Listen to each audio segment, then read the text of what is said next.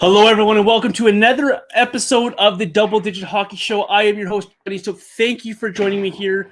Of course, the Double Digit Hockey Show is here on astvproductions.com. Great show lined up for you today. One of my favorite guys in the media joining me today on the show. He is the Flames TV guru, Brenden Parker. How are you, sir? Good. How are you doing? Yeah, doing all right. I appreciate your time today. You fitting me into your day. I got to be busy around the Saddledome these days, despite where the Flames are headed. But we'll get into that in a little bit here on the show.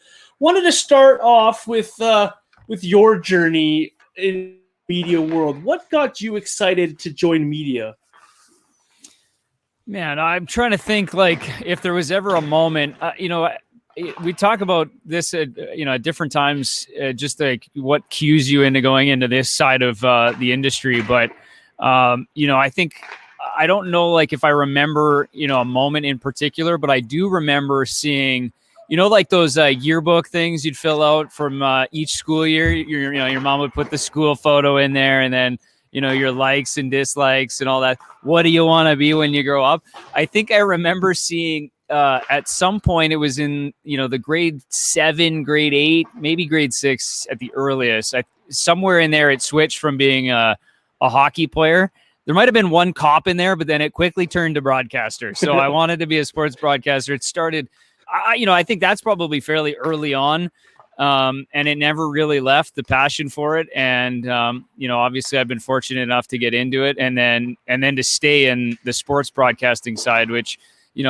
Jobs have changed over the years. Obviously, podcasting and all that stuff is, bigger now than when I first got into the industry. But, just super grateful to be able to somehow keep my foot in the door over all these years. I think every kid at one point had the cop in their little section. I remember mine in grade 3 or 4. Mine had cop for sure, too.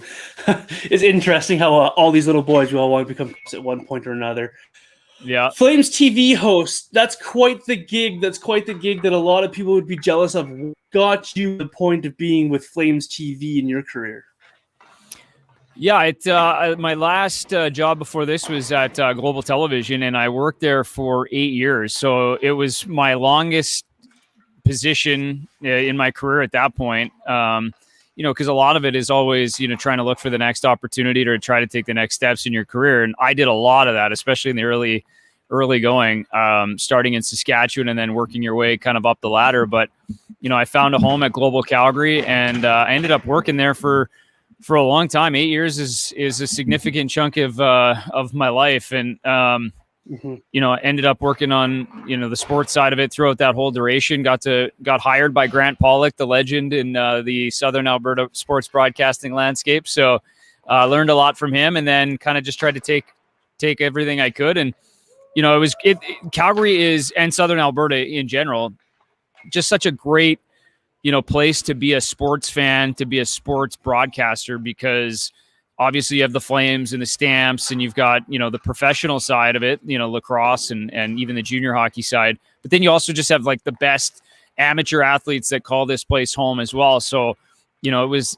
the best place to be a sports broadcaster, cut your teeth a little bit more and sink into it. And then after I finished at Global, the opportunity came up, and as you know, Ryan Leslie was, doing Global. Actually, I followed him. It's a funny story. Actually, I've followed him pretty much everywhere he goes. I'm like a shadow he can't get rid of.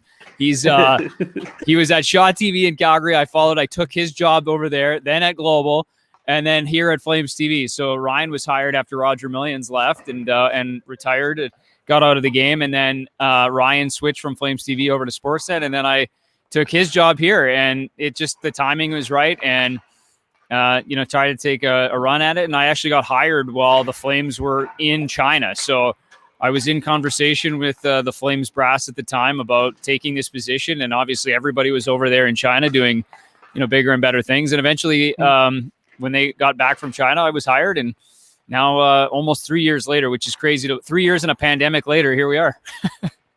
Yeah, that's crazy. That is crazy. I do remember Ryan Leslie being in that role quite a bit as he blossomed his career. I had him on a while ago before the season began. During this pandemic, I was asking him about what it's like broadcasting in a pandemic. He went off for like points, I swear, on this and that and the other thing. What's it like for you trying to do your job during this pandemic times?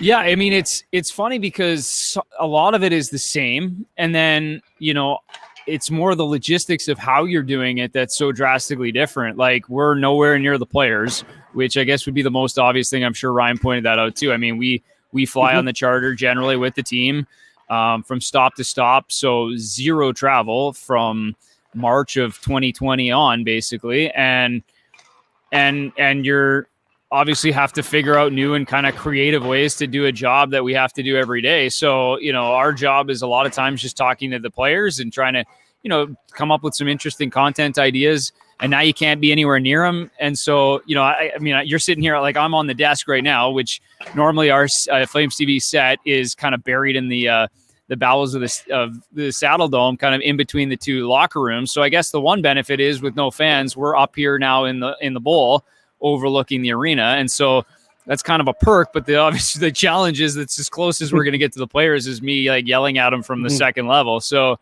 luckily this is our great setup. We have all of our in-house production team, which like are the best there is, and they are able to kind of wire everything. So our main control room is downstairs still, so they're still in there, and we just kind of wired up a setup. So I have a camera that feeds into the control room, and then we have a chair set up outside the Flames locker room where guys can sit and we can actually have a conversation just through cameras. It's a little impersonal, you say hi and you look at a monitor, but at least you get to have some kind of an interaction with guys that isn't over Zoom. It's like the one benefit. Otherwise, as you know, like what we're doing today, video conferencing is the new way of the world. It is. That's awesome. I have to ask, because I've been in the Saddledome, but I've never been in the Saddledome when it's quiet. What's it like when the Flames are on the road and you're doing your show in the Saddledome in that eerie, quiet dome? What's that like? Yeah, it's weird. Like the first time, it's funny because we actually have some experience with it because of the bubble last year. That's where it all started. And to say that this feels almost normal now is strange, I know, but it almost does, because back in the summertime, they finished their training camp, went off to Edmonton to play the bubble playoffs, and then we were still here on the desk and set up through the whole time. And so that was our first experience with it. And it is weird. Like, for instance, at that point, they took the ice out even. So literally the ice was melting behind us, and we're doing a show talking about playoff hockey in July and August. And Stage was with us here. And so you come in and you're like sweating. It's 30 degrees outside and you're talking hockey with ice melting in the background. Like I was bringing in shorts. So you got to go with like the sports broadcasting mullet, like business up top and the party down below. So, but you had to, and then it's just dead silent. It's dark behind us other than the Jumbotron. So it's kind of funny, the way that it was set up, but yeah, it's weird how quickly you get used to the new normal. And that's kind of where we're at. But even the home games, I know we're kind of used to it now, but it's still, there's moments in games still where you're like, this place would be going nuts right now over that. Like, whether it's Lucic running over Shea Weber or Ben Sherrod or something like that, or, something happening that isn't a goal where the music comes on. And you're just it's just quiet. Like the bench erupts, but that's it. And those are the moments that are still strange. And road games are even more strange for sure. With during the home games, you must hear some very interesting things with the Saddledome being so quiet. Probably a lot of salty language you can't have on air. But what's the most interesting thing that you've heard from where your perch is from the ice during the season here? You know what's funny though is you don't hear as much as you would think, or at least what I thought I would, because there's the natural the crowd sweeteners, our guys here that have the crowd noise pumped in. It plays throughout. It's not just TV, like it's played in the building. So you actually sometimes it's almost louder than what it would normally be in a game, like when the crowd's watching at times, because it kind of filters in, it goes through the TV.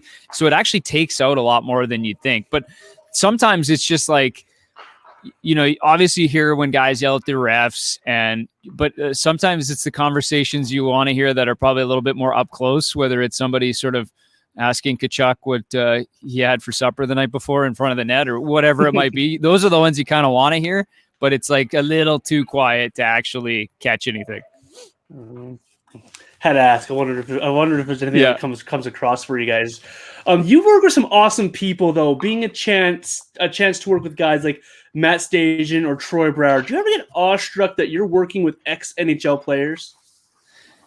For sure. I mean, the nice thing about all of the guys is that, they were great to work with as players, for the most part as well. And so now as ex-players, obviously they're trying to stay in the game too in some form or another. And they're just awesome dudes to begin with. So yeah, I think so. I mean, it's kind of cool. Like, even my son who's 5 and 6, he gets to kind of like hang out more. And I think that's how you kind of think of it, even through his eyes. Like he has no clue, but he's, obviously met Matt and has hung out around him and his son before too. And so that's where you kind of like it seems strange in some way. If you put, maybe 15-year-old Brenden in and got him to look ahead, it would definitely be, something that you'd never think would happen. And I think you don't take for granted the opportunities we get to sit here and talk about hockey, especially in a year like this. But they're all like outstanding dudes. And so for me, it's more of like, now I get to just pick their brains about things. Like we're sitting in here watching a game together and Stage, I work mostly with Stage. Brower's done a lot of Sportsnet stuff, so I haven't worked with him as much. But you're sitting at a game here watching, and he'll point things out that you just don't think about, right? Especially a guy like him who played as a centerman in the greatest league in the world. They just think the game at such a different level. So that's the coolest thing as a hockey geek for like me. You're watching, and he's like, watch this play by Kachuk here. I think about one in particular where he just makes this really subtle play in the neutral zone to like kick a puck back that most guys wouldn't think of, instead of, firing it in or trying to carry it in. And he points out like why, that's so smart and how why he's thinking about that. And you're like, oh, he just gets you to think about the game in kind of a different way. And I think that's the part where I kind of get like, these guys are just, they've played it for so long and just understand it at a different level, which is really cool. That is awesome. I had Matt Stajan on at probably the height of this off-season pandemic-y type place that we've been in, and I was awestruck, which is why I wanted to ask you the question. I spent about 15 minutes fumbling around with my questions, and he stuck with me. So I really enjoy the work that Stajan does, and I really enjoy the Ask Stajan segment that you guys do as well. What brought that segment along? Was that more of Matt, or was that more of a you thing? Well, I think part of it came from, what we always envisioned the post-game show to be. Like, first of all, it's like this, right? I mean, it's completely off the cuff. There's, we have ideas or thoughts or topics we want to get to, but, it's a live post-game show that, I always kind of come from the mindset of like, sports are fun. This is a game. It's, it's serious. It's a business. We know that, and we're not going to take anything away from that. But at the same time, it's hockey, and it's supposed to be fun, and we're doing a show that we want to be entertaining. So, I think working with Matt now, 2.5 years, obviously we've developed a little bit of a comfort level between the two of us, which is great. And, things have, maybe we've tried to try different things out or have some fun at different times. We thought this was a great way to add some personality to the show that isn't based on the results of the game. Sometimes, being that it's a Flames post-game show, if it's a Flames loss, it changes the tone of the show a little bit as opposed to a win, right? Obviously, guys are much looser after wins. And some of like the interviews that we do after wins with Stage and guys he played with are some of the best interviews, you're going to get, because there's chirping back and forth. It's good stuff. And so we wanted to bring that element to the post-game show without having to rely on the result. That's kind of where it came from. So Ask Stage was something we came up with just as an idea to kind of also make it interactive. People are watching online. It's on YouTube, Facebook. So, Twitter. If we can send the questions in, if people can ask some stuff, we can have some fun. They've got tons of stories to tell, and it's a way for us to incorporate that in. So that's kind of the genesis of it. But yeah, it's been a lot of fun putting those in. I think that's something we want to continue to do too, and maybe even add to it if we can. I love it. I love that Matt Stajan is so so down to earth and so normal that he'll talk to anybody and answer questions. And he's just like a normal dude, but he's just this normal dude who played 1,000 NHL games. Big fan of Matt Stage and really big fan of the work that he does. Let's move on a bit here. I wanted to talk to you a little bit about what you've seen throughout this season and a few of the highlights of the Flames season. I want to start with the game we just saw. The Flames finally dominate the Senators, but it might be too little too late. What have you made of the Flames and Senators season series this year?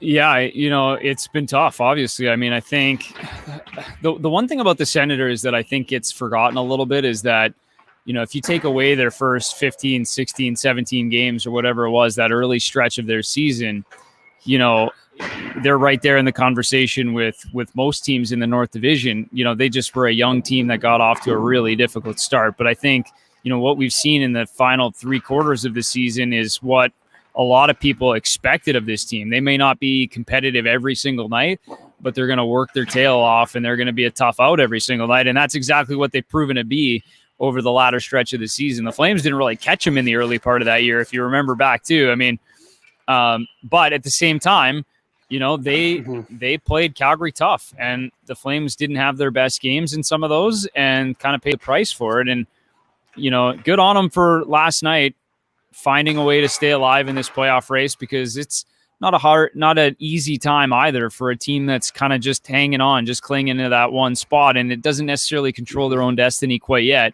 but you hold court, you give yourself a chance to live another day, and you take care of a team that's, maybe there's a little pride factor there.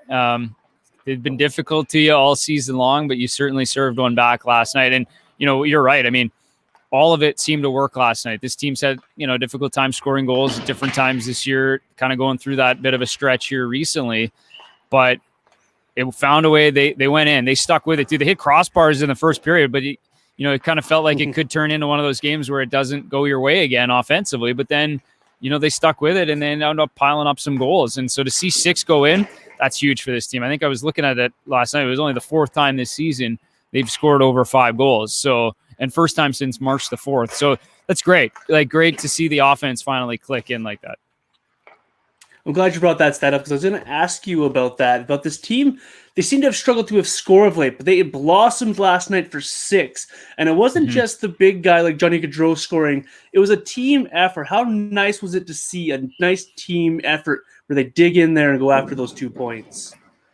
Well, and you see a few different changes to the lines up front, and then to see every line contribute with a goal, you can't ask for anything more than that. I mean, the fact that you get 2 goals from the back end too, you got Giordano and that absolute howitzer from Michael Stone, who actually I just finished talking with here not too long ago and asked him about that. But he said the eyes kind of light up when you get some space like that, and he comes across the blue line. Glenn Godden said it last night. Everybody just sort of gets out of the way when you see that, because that guy can absolutely fire the puck. But absolutely, I mean, as a team, you can't help but feel great when you come out of a game. Everybody feels like they played a role. Everybody contributed. Everybody leaves the rink feeling, good about their overall game, but in particular the offensive side of it, just to see some, and most importantly, your top guys were your top guys too. That line of Lindholm, Tkachuk, and Gaudreau were dangerous all night. I know Lindholm doesn't finish with a point, but Tkachuk and Gaudreau finished with 6, and you can't ask for anything more than that.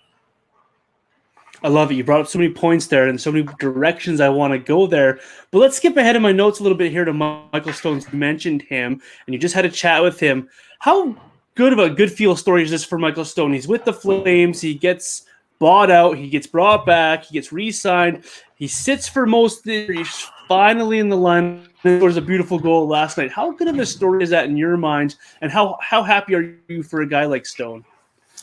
Yeah, real happy. First and foremost, I think you laid it out really well there. I mean, he didn't really know what to expect, coming into this season. And obviously he gets the opportunity to rejoin the team as a depth defenseman. And, he sits on the taxi squad for a bulk of the year. But, what is it now? 16, 17 games, I think it is, for Michael. So he's come in here, and not only did he play well the first couple of nights, he's earned himself a regular role on the back end, and Darryl Sutter's laid that out as what he's seen from number 26 throughout every single game he's had a chance to be in. But you just know exactly what you're going to get from him every time, and I think that's the part that Darryl likes so much is he can rely on him in all these situations, not the power play, but the penalty kill and regular, 5-on-5 and even strength minutes. And he does exactly what's asked of him every time. And he's just rock solid back there, pardon the pun. And, if you kind of look at the way that he's played, this goes well for him in the future too. I mean, this is the stuff that earns guys jobs later on as well. And when you don't get a chance to play, obviously you can't do that. So he's taking the ball and absolutely ran with it, and just happy for a guy who's a great person, first of all, and has played some outstanding hockey here down the stretch for the Flames. I'm glad you worded it that way. Being an active guy on social media like we are, you see a lot of that, why is Stone in the lineup over these kids? But the way that he plays and what you can get from him, I think is a good tool for these young defensemen to learn from. How big of a veteran leadership is Stone on that back and for these guys in your eyes? Yeah, I think he's great. From a presence standpoint, I don't know if you could compare the games of, a Juuso Välimäki and Michael Stone. I don't think that there are a ton of similarities in terms of that. But, what he does do is kind of provide, a guy to lean on the ice, again, because of everything we just talked about, knowing sort of his positioning and where he's always going to be, which is in the right spot. It allows, Juuso or whoever else is going to play with him, that, last night, Oliver Shillington, the opportunity to do what they do. And that's, skate, get up ice, move the puck and feel secure knowing that you got your guy right there beside you. So, maybe it's not necessarily leadership in terms of, offering specific advice to their games, but it's more about like, how to play a consistent role. And, Stoney's not necessarily, I don't know if he'd be the most vocal guy ever, but he has certainly been around. He's played in the NHL for a long time. And without a doubt, you want to pick a guy's brain like that, just about everything he's seen. And that's the one thing about this back end, though. They have it in droves, right? I mean, if you look at Tanev and Giordano, and now you throw Michael Stone in, and even, Noah Hannafin, before he's injured, he's played a lot of games as a younger guy, and now so too is kind of Rasmus Anderson. So there are guys in there, but for sure, Stone is one that you can definitely lean on. For sure. You mentioned Juuso Välimäki there, and I wanted to get your take on it. Coming into this season, he was thought of as a really good prospect, a guy that a lot of people thought would blossom this year. I liked a lot of his game this year. He had a lot of learning experiences. What have you made of Juuso Välimäki in his first full NHL season? Yeah, I think it's probably been up and down, at different times, but it's hard for it not to have that sort of feel to it, just given, the season that it's been for the Flames in general as a group. So there's been some great moments. There's been moments where you've seen everything that you kind of expected and hope for in Juuso Välimäki. And then there's been, some tougher nights, but that's a young defenseman kind of learning on the job. I think you kind of expect that, right? And, the thing about Juuso Välimäki is, he's been through the ringer when it comes to injuries and his path to get to this point. And if you look at his season now in overall, the fact that he played in Finland for, a good chunk of games, then he comes over here to North America and he's playing in the greatest league in the world, coming off, a stretch where he didn't really play a game for almost a year and a half, right? I mean, it's a huge difference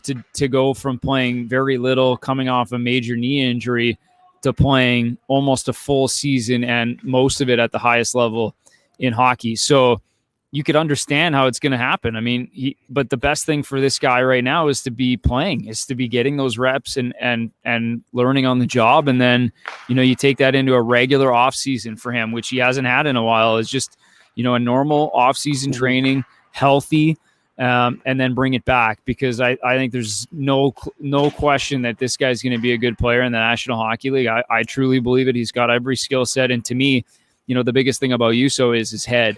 I know he can be, kind of hard on himself at times, but this guy is, he is outstanding when it comes to the person that he is, and just everything he's been through. If that doesn't kind of say who he is as a guy, just about the attitude he's kept and the work ethic he's put in to overcome all of the obstacles he's been faced with early in his career, I think, you got a good one when you kind of just look at everything that that he has battled through and continues to be like a positive person on and off the ice. His mental toughness has got to be among the league's best of what he's gone through over the last 3 years here. What can we speak of how mature this young man is and how he fits so well with this group? And do you see that him being able to blossom that into a leadership role in this roster? Yeah, I do, for sure. I think, part of it is understanding sort of his own personality, right? And I think, I remember having different conversations, with him at different times through rehab, and even just early on when he finally got back on the ice, he was real open about how difficult the early part of rehab was, knowing that you have in your mind as a young guy these expectations of how quickly you might recover, how quickly you think you'll recover from a knee injury like that. Mm-hmm. And then versus the reality and coming in every single day. But he talked about just how each milestone, being able to lift weights for the first time, or maybe walk properly, train properly. And then, eventually you get to the bigger milestones, like skating for the first time and skating with pucks for the first time. And then eventually joining teammates.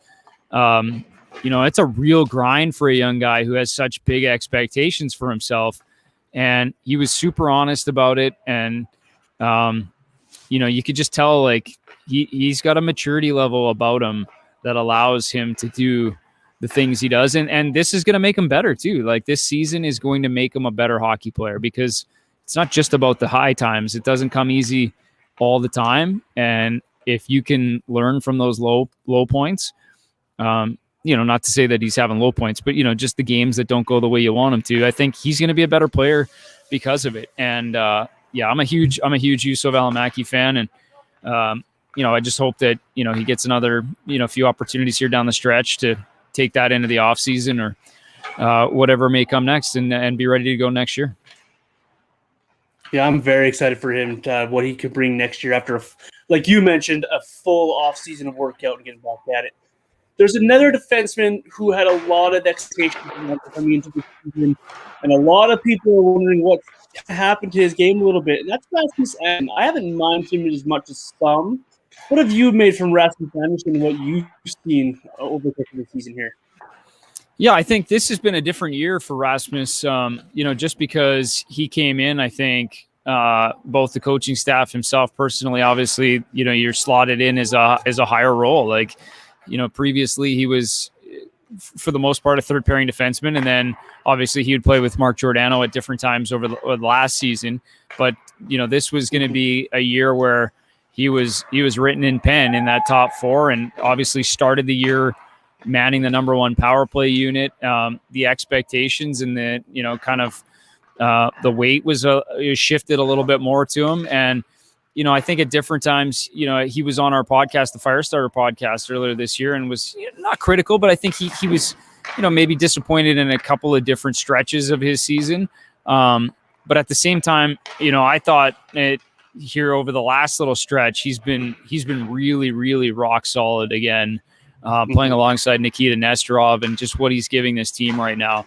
I thought Rasmus has been great as of late, and he's another guy you just don't worry about. I think, like everybody, it's maybe had different stretches this season, but it's hard to say that, anyone hasn't. I mean, really, if you kind of look at the roster, it's kind of just been the way that this year has gone.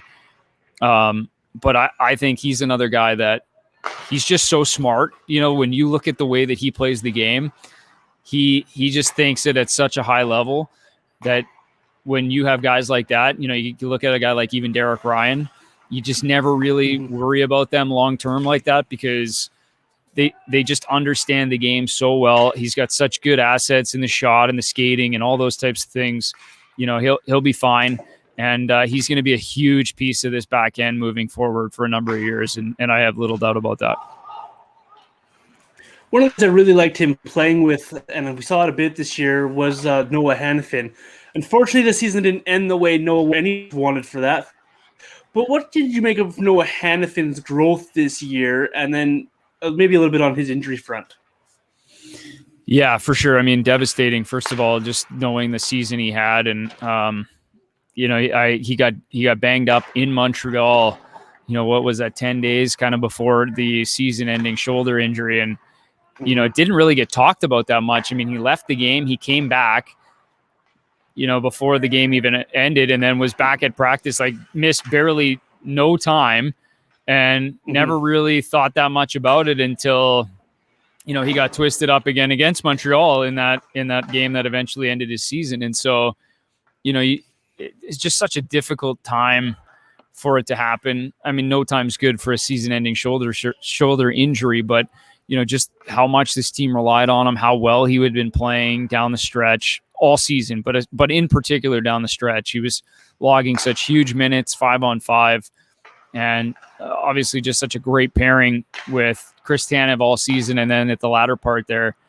with Rasmus Andersson. So more so personally for him, you feel, just because of the type of year he had. But I guess if you look at it from a positive perspective, he still got to enjoy that success throughout most of the season. So if it has to happen, I guess, toward the end of the season with an off season upcoming is the best time for it to happen. But, it sounds like surgery went well, and he's already on the mend back home in Massachusetts. So all the best to Noah, and hopefully he just continues his rehab and just picks up where he left off, because this is a defenseman who called his shot right at the start of training camp about, people had him pegged as this type of defenseman at this point of his career, thinking that we've already seen what Noah Hannafin can do. And he said it right away. I'm going to show that, there is more to my game, and he delivered in every sense of the word. And you're just kind of excited to see what's next for him. I'll float my own boat here. And last year, when he was having a bit of a tougher end to his season, people on social media, you probably saw it yourself, how they're all ready to trade this guy. Like, don't trade this guy. You can't trade this guy. And he's showing us why you don't trade these type of defensemen. He moved on.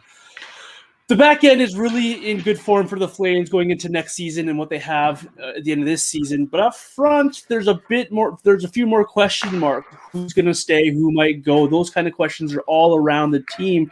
But there's one guy that I'm not sure that gets talked about enough, even though his name comes up a lot. How good has Elias Lindholm been for the Calgary Flames for you? Yeah, it's funny because in a market like Calgary, you really can't say underrated, I suppose, because everybody gets their fair share of attention. But in some ways, Elias does fly under the radar. And I almost wonder if it's partially because he's just so solid and so reliable and consistent that you just sort of expect him to be that.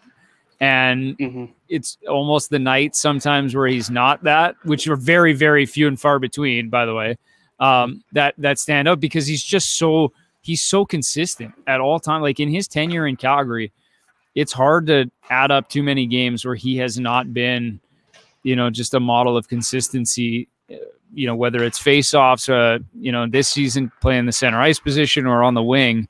He just drives so much positive play for the team. And, good on retrievals and whatever he's asked to do, the penalty kill, power play. He's got a great shot that obviously leads to a bulk of his offense, but he just helps you in so many areas that, he's one of those players that if you're a young kid watching hockey, not everybody has the Johnny Gaudreau dangles in the bag. It's difficult to come up with that, or the Matthew Tkachuk and all the elements he has. But Elias Lindholm just does so much so well at all times that it's like kind of the perfect person to try to emulate in terms of just having that defensive knowledge, but then also contributing at the other end.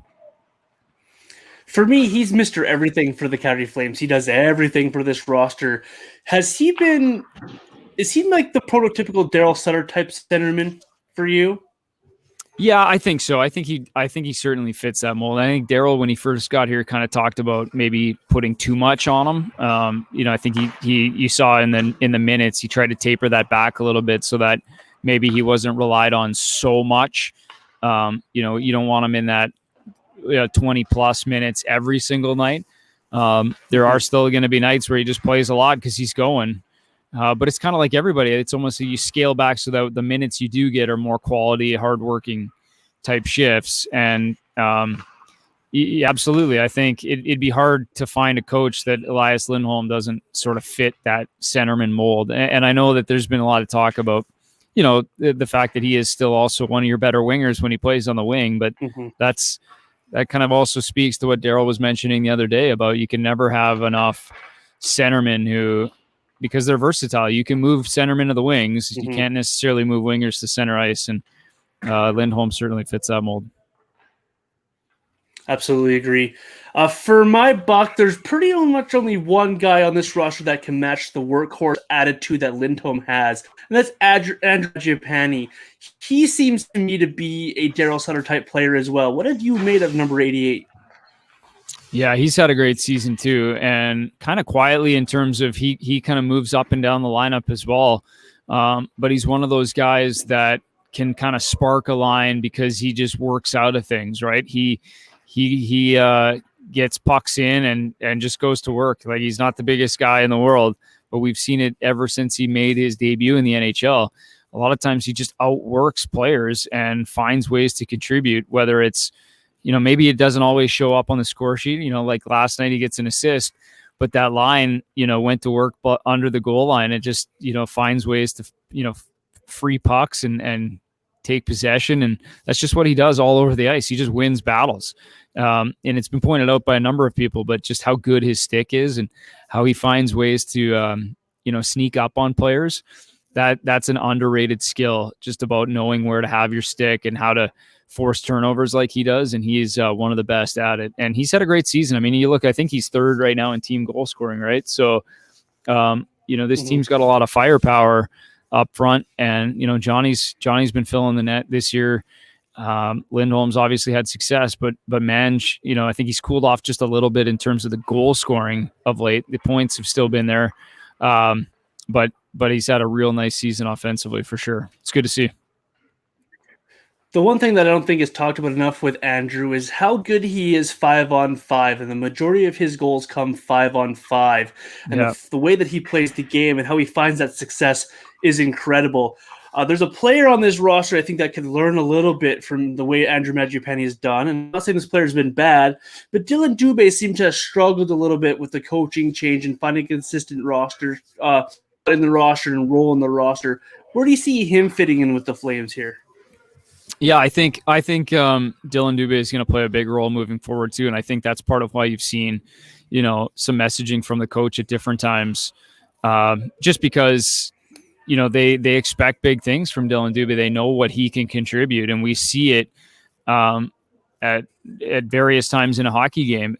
The speed is second to none. He has a way to change the pace of a game or a shift, just because he can, generate separation.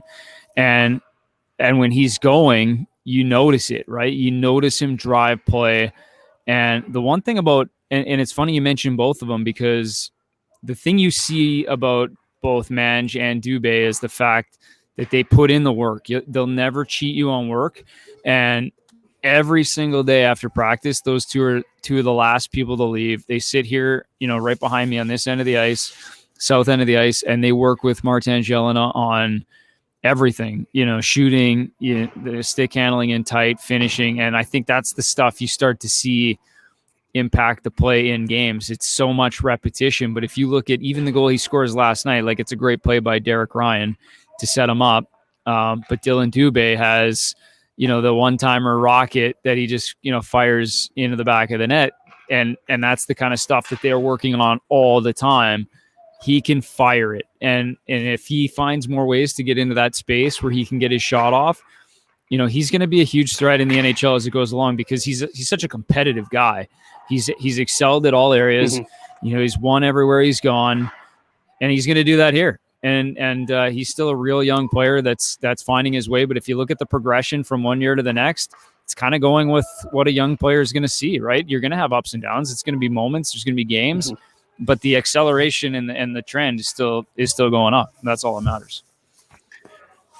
I remember Dylan Dubé in junior hockey. I'm a big junior hockey guy. As he comes through Lethbridge, and the way he just Hurricane, like, every time he came through here. Big Dylan Dubé fan, and how he plays the hockey game. I think he's also a good example of people talk about Sutter not being able to work with younger players, but I think Dylan Dubé is a good example of why that's not true. What do you speak to Darryl Sutter and how he's working with these young players on this roster to help build their and make them into everyday NHLers? It's hard to know for sure because it is still early on, and the other thing is we're not right there, so you don't necessarily get a true understanding of it. You know, we get what we hear, which you would see and everyone else would see in terms of the media press conferences, and he's been critical at different times. There's no question about it, but I think it's kind of as a player how you handle that criticism, you know, and how do you use it moving forward? And maybe it's too soon to really know that, but you know, from everything I can see from my seat here, you know, Dylan's handled it well, and he's accepted whatever criticisms come his way or feedback. And, you know, I think he uses it, and that's, you know, I think he's a confident player. I don't think you're going to lose that. You know, maybe you feel it more offensively when you're going. That's like any player, but at the same time, you know, I don't think that a little criticism is ever going to knock him off of it. And I think, you know, he's a guy that'll accept it and handle it the right way. And I think that's what he's doing. But again, you know, it's still early in that sense. You know, there's going to be a sorting out time or a phase where, you know, he's got to feel out what he has in the lineup and what areas. And I think we're probably kind of seeing that transition right now, but how do guys use it? Sutter on his veteran, there's one guy that we've seen him lean on before when he was in Los Angeles, and that's Milan Lucic. We've seen Lucic play with these young kids. We've seen him have really good stretches and success with these young kids. But can we maybe speak to maybe the fact of how good of a leader, a veteran leader this guy is, where he goes out and he shows these kids and works with these guys to be better NHL players? Maybe just a word on Milan Lucic in the season he's had. Also, we're going to note that he was nominated as the Bill Masterton Trophy nominee for the Flames today as well. Yeah, he was, and we did a little piece on that'll be going up on our Flames TV platforms here today. And nice. You know, the thing about Lucic is, you know, I think, you know, in that Bill Masterton nomination, you know, it outlines perseverance, it outlines dedication to the game. It'd be tough to find somebody else that kind of describes or outlines that better than Milan Lucic. I mean, we had a conversation with Dylan Dubé about it because, as you know, I mean, those two have seemed to kind of hit it off from the early part of last season when Dylan joined the team full time, and kind of haven't looked back ever since. But Dylan talked about getting the opportunity to spend his first off season with Milan because he spent it in Calgary for the first time throughout the entire off season. So they worked out together all the time. They skated together. And I think, you know, he said it perfectly in that, you know, I had to keep up with him in terms of the work ethic off the ice. So that's kind of where it starts for Milan, and that's where it's always been. And just even talking to the strength and conditioning guys, you know, Ryan Van Asten and Alan Selby, you know, they were constantly impressed with the type of work that Lucic puts in the gym. And I think for him, that's what it's all about, is he just loves the game. Like, you can tell by how much he knows about what's going on around the league, how much he knows about the past, how he talks about the game, all the conversations leading up to his 1000th. Like, the guy just loves hockey. Like, he doesn't just play it. He loves and lives hockey. And that's hard to not kind of, you know, follow that when you're playing with a guy or around it, right? You have to, that rubs off on players. So the leadership is almost probably natural in a sense. And obviously he's part of the leadership group, but he's not, you know, wearing a C. I don't think that matters now. Over time, he's become, you know, a huge voice and a huge presence in that locker room. And you hear it from every single player to a man. And there's no surprise about that. And, you know, I think that's where it starts. It's by example for sure. He's played it. He's a presence. And guys just look up to him. There's no doubt about it. I think you can call Lucic a pro's pro, and the way that he conducts himself, the way he conducts his business.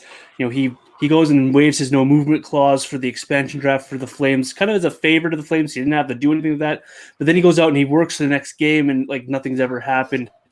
Do you see, maybe an opinion on your part here, do you see Milan Lucic being the type of player that moves himself into the management role or the coaching role in his future?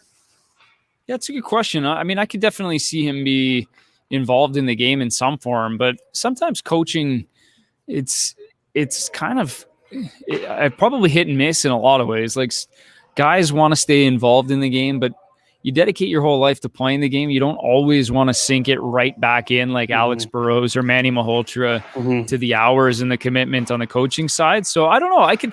I could definitely see him be part of the game. I know he mentioned this in a recent interview, kind of almost taking on something like a Brian McGrattan role where you're kind of advising and you're more of like a voice or, a shoulder for guys that are still playing. And, obviously McGrattan, who I've gotten to know a little bit over the last couple of years here too, does a great job within the Flames organization, just, being a former player for players to talk to. You're not connected to management necessarily. You're a former player. You understand the challenges, and you're just a good person to talk to. You could see that for sure if that's something he was interested in doing. But I think he just likes the game so much. He'll probably be involved in some form or another, but he's also got 3 kids. So, he'll stay busy either way. That's true. I know how that love me too. Milan Lucic and what he does for the Flames. He's really good. He's the kind of guy that Sutter loves to lean on. It's awesome. I want to ask you a little bit about dealing with Darryl Sutter as well. First off, your thoughts on his fit with the Flames, and then are you ever nervous post-game trying to ask him questions? Yeah, I don't know about nervous, but I mean, like, maybe you're probably wondering what questions. Maybe I'd say you think probably a little closer about what you're going to ask. You want to make sure that it's phrased properly, I suppose. And you never really quite know what you're going to get, but it definitely leads to a few interesting sound bites over time. But yeah, I mean, I don't know, like the first interaction I had with him once he was hired, he was back home on the farm and, we were doing a Zoom call as we do. And, we had a good conversation. Obviously it's a whirlwind of a day because he's also, doing the transition over now as head coach and quarantine and tests and all that stuff. But, my interactions have always been positive. And, yeah, I'd say if anything, it's certainly led to. I mean, the funny thing is on our post-game show, obviously we're doing the live show, so we don't, do the Zooms then, but we run them, and it's always, must-watch TV, or at least it has been for a number of them this season. But you definitely get some interesting answers for sure, and sometimes you definitely have to be aware of what you're asking and what the reason you're asking is for. I secretly think and have a theory that he actually enjoys those press conferences just so he can have a little bit of fun with the people in the media and with the 100%. I find him quite entertaining.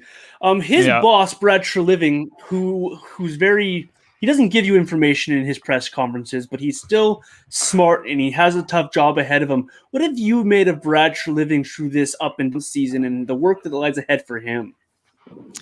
Yeah, I mean, I think it's an interesting off season for sure. And, the one thing, about Tree that you'll never second guess is the commitment to this organization and the job. I think he's a guy that's just given so much to this organization and the time and the work ethic. Like, he is always on it.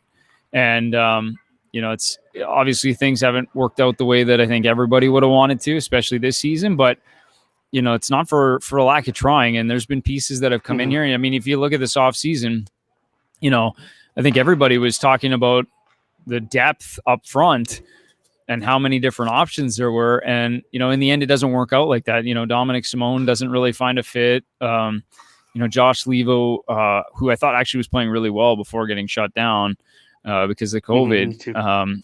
I thought he was kind of finding his legs, but, both of those guys were coming off some pretty serious injuries the year before. And, Joakim Nordstrom's been a really good fit, but he hasn't necessarily provided a ton of offense either. So I think, but then you look at the main pickups, the offseason ones, Chris Tanev and Jacob Markstrom. It's hard to argue, that they aren't core pieces of this team moving forward. And so he added those. Obviously they're getting paid a salary, but, they're free agent pickups that were massive for this team. So, sometimes there's just seasons it doesn't go that way, right? It doesn't go the way you draw it up. And, I think there's no question there's going to be some interesting decisions this offseason. But, in my mind, he's the right man to at least conduct it and to go through it and see where the straws fall. But, it's challenging for sure. And with the expansion draft, there's little things, there's little different interesting quirks to this offseason that haven't been there in the past. So it'll be challenging for sure. But, I think he's got a pretty good sense of what he has in this group and where it needs to go. I'm not sure how many more days at the cabin he's going to get in this summer with all the work he has to get done. So don't want his job right now, that's for sure. I want to switch a little bit here and get a little bit of an outside look on some other things around the North Division, things that I make noteworthy. We'll start with Edmonton. I wanted to get your thoughts on the Connor McDavid thing. He hits the points and how good of a feat that is. I know we're Flames guys, but maybe a little bit of a word on what we've seen from Connor McDavid, this special that actually really is. Yeah, especially this last stretch. I mean, I thought it was kind of funny that he was kind of downplaying, like, what it means. And then, you see the reaction on the 100th point, and understandably so. Like, what an accomplishment in 53 games. It's kind of crazy to think. But I think Tony Brar, actually, I saw a tweet from him about his stretch here over the last 13 games, I believe it was. Like, just crazy. I mean, it's just, pushing 3 points a game here over this last stretch to get him over the finish line. So he's on another level right now, and you can't really argue that. I don't care what team you root for. He's kind of must-watch TV when he plays. It's freakish in terms of the types of chances he generates and the finish. It's just the speed. I mean, he was buzzing that 100th point game. He was all over the ice, and it's fun to watch. Not if you're trying to stop it, I would assume, but not if you're the Vancouver Canucks on that night. But as a fan of the game of hockey, it is fun to watch for sure. It was very fun. He's the kind of guy that you love just to watch, like you mentioned, and he looked like he's the kind of guy that was like, I'm going to do this tonight, and good luck trying to stop me doing it. And that's what that looked like to me when he got that 100th point, where it's like, okay, enough of this chase. I'm just going to go do it. The one question I have for Edmonton, and this is not the Calgary fan in me, this is the hockey fan in me, is beyond Connor McDavid, in your mind, do the Oilers have enough to have playoff success? I mean, I guess time will tell. I think they do. Just based on what we've seen this year, for sure. It's there, but it's a difference for it to be there on paper versus executed in reality. I think anytime you have the two guys that they have in McDavid and Draisaitl, you certainly have the pieces you need. Will the supporting cast kind of provide the rest of it, and will you get the goaltending? They've had it all year, and Mike Smith has been outstanding for them all year, and the one thing we know about Mike Smith is he seems to rise the most when the games are the biggest. We saw it here as a member of the Calgary Flames against Colorado a couple of years ago. And I think they do, but that doesn't necessarily mean it always falls into place that way either. I mean, you kind of look at that matchup right now against the Winnipeg Jets, and it seems like a huge mismatch just the way the two teams are playing. But we both know that as soon as game one comes around, it doesn't matter anymore. Doesn't matter that McDavid had 100 points. It doesn't matter that the Jets had one win in their last 9. It just doesn't matter. So that's a huge benefit to a team that's stumbling kind of down the stretch, is they get a hard reset and it's game on. And those are two really good teams. So just because the pieces are there doesn't mean it's going to lead to a first round win or playoff success, but they certainly have the pieces. Let's talk about Winnipeg a little bit then. You mentioned them there. That looks like the first round matchup. Can Winnipeg figure it out to beat Edmonton, or will they figure it out? Yeah, will they is a huge difference, but can they? Absolutely they can. I think if they get Ehlers back too, he's obviously on the shelf. That's a bit of a game changer. But if you look just down at their depth up front, it is so deep in all areas. It'd be hard to see this team, stumble along much, longer than they are. And I think it can be a bit of a grind at this point in the season. And when things aren't going well, it's harder to dig yourself out of it. I think we've seen it here at times. So again, you get to the playoffs, it's a reset. You can basically flip that all backwards and get rid of that last stretch of the year.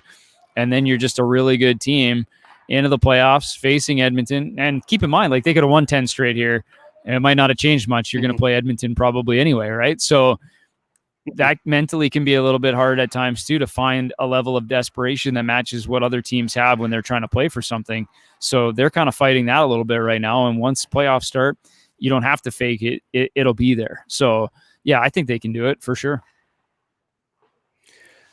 Most of this season, that Winnipeg team found themselves in second spot in this division. Paul Maurice has done a masterful job at having Winnipeg have success. Maybe speak of the job that you've seen from the outside of Paul Maurice. Yeah, he's a good coach. And from our perspective, always great to deal with. Obviously, I haven't done as much of it this year with him, but, smart hockey guy. He's gone through some challenges this year from the outside looking in. And remember like the Wheeler situation earlier on in the year and challenging a few members of the media. Even recently with Connor Hellebuck, with him feeling like he shouldn't have been pulled and then obviously was. That team's gone through it at different times this year, but I think he knows what he has in that group, and he's done a really good job of finding small things to tweak and to get the most out of it. And I think, they're still trying to even figure things out a little bit with Dubois in there and what might work best, especially when Ehlers is out of the lineup. But when they're full and healthy, I think it's a great team from top to bottom. And they added a little bit of depth on the back end. I know that's always one area that everybody points out, but I think it's probably an underrated D-core. Just watching them in person, I know it doesn't stand out or pop out to you on paper, but they're efficient. They do the job back there for the most part. And I think people think that you can tee off on that back end. And, Derek Forbert, the former Flame, the one-time Flame, he's fit in great there. And they find a way to be real efficient and strong back there with whatever pieces they have. Yeah, I'd absolutely agree with you there. Last one here before we wrap up. Just wanted to have a quick touch on Vancouver. They had a tough season. They went through a COVID stretch themselves. Four games left for both them and the Flames head-to-head coming up here at the end of the season. What do you make of those first of all, those games, and then maybe a word on what you've seen from Vancouver this year? Yeah, Vancouver's had a tough year for everything you just laid out there. Obviously, they didn't get off to the start they wanted.